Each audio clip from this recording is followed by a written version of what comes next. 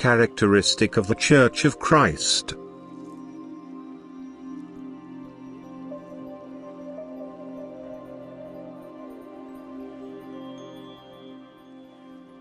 The working of my Spirit is the characteristic of my church which I myself founded on earth. Time and again I must tell you that you can only recognize my church by that you are only members of the Church of Christ when the Spirit is able to work in you.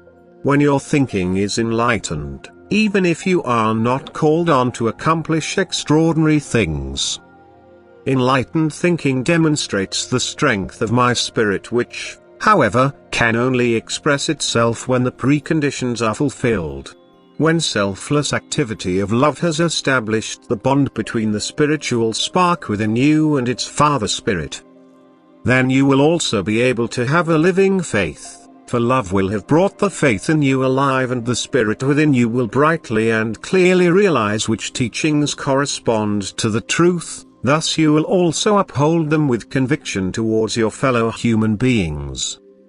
As long as you still live in error, as long as your faith is merely a conventional faith without life, the Spirit will not be active in you yet, and neither will you be able to say that you belong to the Church of Christ, the Church which I myself founded on earth. Alone the fact that you humans are unaware of this, or, if you are told, do not want to believe it, proves that you don't belong to my church as yet. It proves that you are spiritually unenlightened, and it proves that you don't live a loving way of life. Otherwise your thinking would change by itself and enable you to recognize the truth of these words of mine.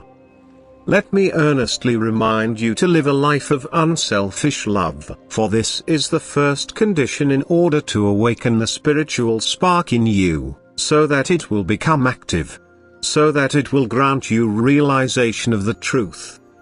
But don't adhere to external formalities, don't accept what you are told by unenlightened people, by what they, in turn, accepted from other unenlightened people and subsequently firmly endorse as truth. Acquire the truth for yourselves by asking me for it. Don't just be content with the teaching material that is given to you, but dwell on it first before you accept it, and appeal to me for help in order to recognize the truth. And providing this is your sincere will, I shall truly guide your thoughts correctly, because it is my will that you shall attain the truth, and I will do everything in order to convey it to you. Only your free will to seriously desire the truth is necessary. I cannot approve your lethargy of thinking, I cannot praise you humans for unreservedly believing what you are being told without first forming your own opinion about it. I won't condemn you if you, despite your best intentions, don't think that you can accept something, even if it is the truth. But I will condemn you if you accept spiritual knowledge without thinking about it, because spiritual knowledge must become a certainty in you, and this is only possible if you mentally look at it from every angle and, in order to then think correctly, ask me myself for help. Such a request is so pleasing to me that I will truly grant it, but how seldom does an appeal like that rise up to me? And therefore it will also be impossible for you to attain a living faith. It will be impossible for my Spirit to work in you because you don't grant it the right to express itself.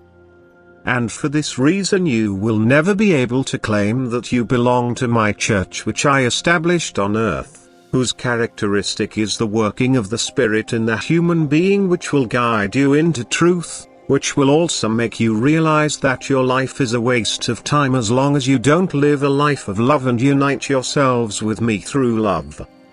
Amen.